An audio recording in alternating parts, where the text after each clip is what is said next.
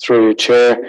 I will be presenting this alongside Executive Officer Dugan McKenzie.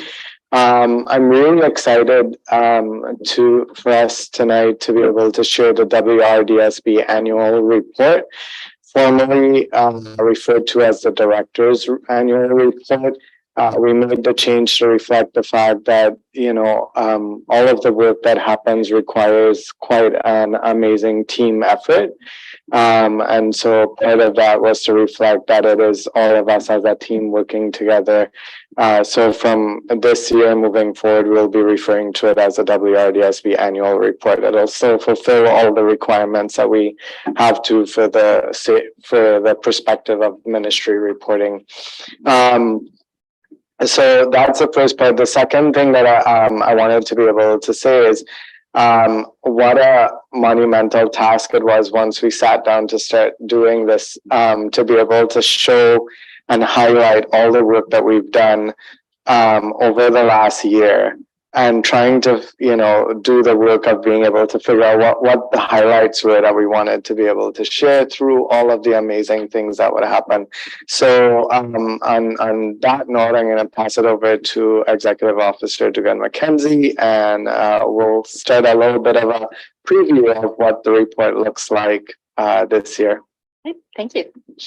Executive Officer Dugan McKenzie, go ahead. Thank you, and through you, Chairperson Weston. I'd like to navigate through the report with you. First part will be the director's message, and Director Chanika talks about the new multi-year strategic plan that many of the trustees are already familiar with. But as we've said before, it was developed with input from 10,000 community members and students. And this new strategic plan is centered on students, but also it's engaging parents and community, and is underpinned through innovative techniques to help ensure student achievement, and student well-being. In Chairperson Weston's message, Chairperson Weston, you talk about the opening of Oak Creek, and the introduction of Indigenous history curriculum, which responds to one of the goals set by the Ministry of Education.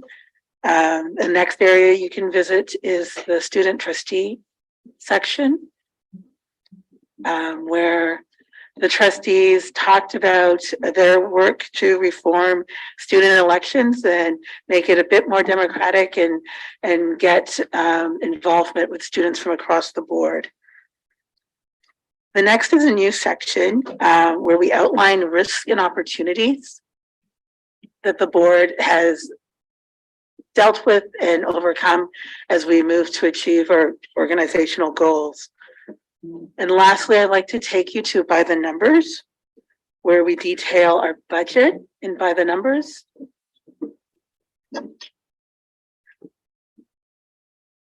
We talk about student enrollment, including the more than 3,700 students enrolled in extended day, and the more than 17,000 students who do not have English as their mother tongue. That's like a short review. I invite you all to visit the link once it's made live tomorrow, and I turn things back over to Director Chanika. Through you, Chair. What we hope tonight was to be able to showcase what you'd see if you look at the screen right now. All those tiles that represent students represents each a different story of work and learning that's happening across our system. And I think that's one of the things that's been amazing for us, is that in spite of the many challenges that we faced this last year, just how much great learning opportunities and experiences students are having, and ways that we've been able to continue to move things forward, keeping student achievement and well-being at the heart of everything that we've been doing. I would be remiss if we continued to speak if I didn't acknowledge the leadership of all the folks in this room right here, who have worked tirelessly to be able to support staff who are in schools and all across the system, our service staff, and our school staff who've been working day in and day out. We had many times when many of us were here across weekends and through the nights to be able to make sure that we got things done. We continue to try and build a system that is moving things forward in public education, and I think that's something that we really want to celebrate. I also have to say a huge thank you to the communications team for the work that they did in pulling all of this together in a way that we hope is a lot more accessible to students, to staff, to families, and the wider community in ways that be easy to digest. You don't have to look through a lot of different,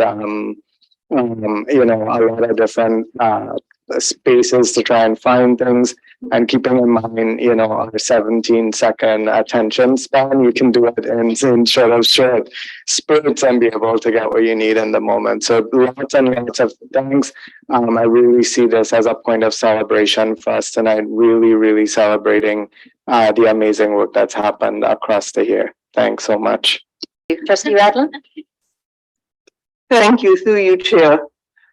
Thank you very much to all the staff and everybody who put this together. It is visually appealing, which for somebody with my limited attention span is important.